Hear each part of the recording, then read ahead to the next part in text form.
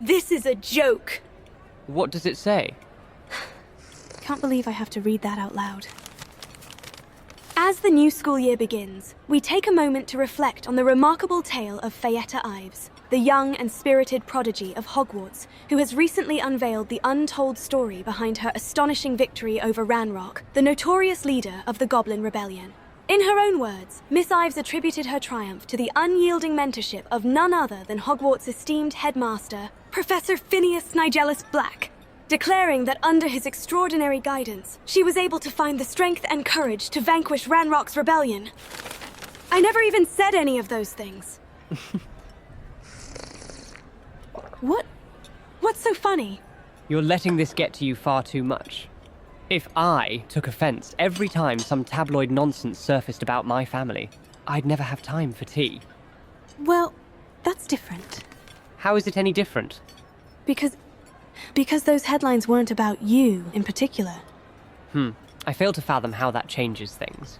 They still concern my family, and as long as I bear the same name, I will always be inevitably tied to their schemes and ideologies, regardless of my own involvement and how far I try to distance myself.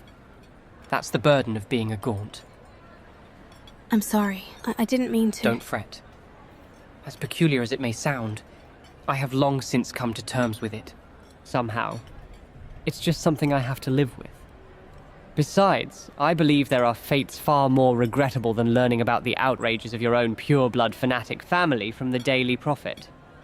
Like losing a duel against Leander Pruitt, for instance.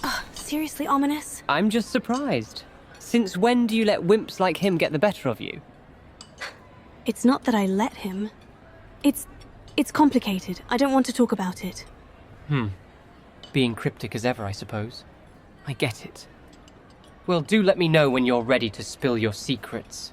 I just think you shouldn't let people like Leander get under your skin. This isn't about Leander or some stupid duel. Then what is it about? You know you can tell me, Faye. I don't think I can. I'm sorry.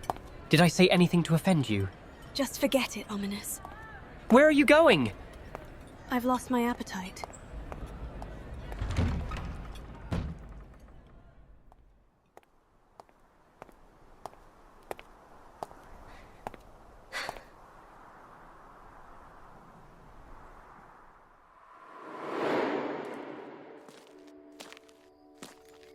Contemplating again, Miss Ives?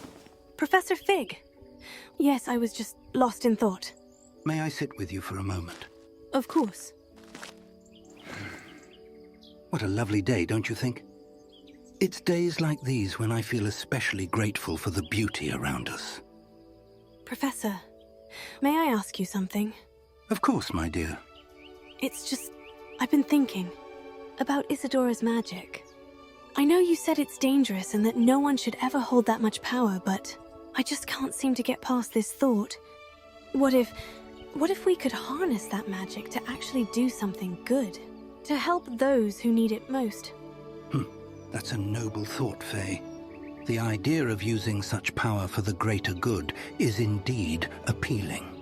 But history has shown us that immense power, even with the best intentions, can lead to unforeseen, if not grave, consequences. The magic Isidora harnessed is ancient and unpredictable. Controlling it requires not only the strength to wield it, but the wisdom to understand the limits of the power that comes with it. It's not just a question of might, but of great responsibility. A responsibility I wouldn't wish upon anybody. May I ask where those thoughts come from? I have a friend who needs my help. And if there is a way I could use my magic to make a difference for him, then... I see. Always and ever compassionate about helping others, My Miriam would have admired that about you. Now, let me tell you one thing. You possess a very rare gift, Faye. In the end, it's what you do with it that counts. But know that I will stand by you for as long as I can, ready to offer my support and guidance whenever you need it. Thank you, Professor Fig.